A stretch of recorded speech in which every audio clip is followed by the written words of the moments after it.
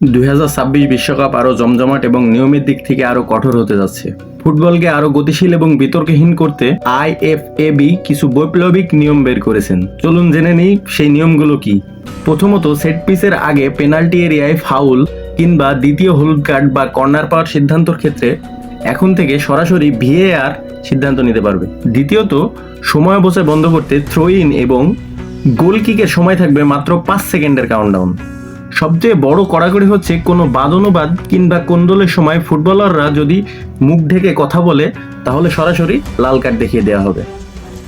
এছাড়াও প্রতিবাদের নামে মাঠ থেকে চলে গেলে কঠোর শাস্তি পেতে হবে এবং বাতিল করা হয়েছে সব ধরনের ট্যাকটিক্যাল টাইম আউট এবং মাঠ থেকে বদলি খেলোয়াড় বের হওয়ার জন্য মাত্র সময় পাবে 10 সেকেন্ড। না হলে পরবর্তী 1 মিনিট নতুন কোনো খেলোয়াড় নামানোই যাবে না। পাশাপাশি ইনজুরির ভান করে সময় নষ্ট করা ঠেকাতে এখন বাধ্যতামূলক 1 মিনিটের অফ ফিল্ড ট্রিটমেন্ট নিতে হবে। অর্থাৎ ফুটবল মাঠে সময় নষ্ট করার দিন এখন শেষ। ফুটবলের এই নতুন নিয়মগুলো খেলার মাঠে সৌন্দর্য সৃষ্টি করবে নাকি বিতর্ক আরও বাড়াবে? মন্তব্য করে যাবে।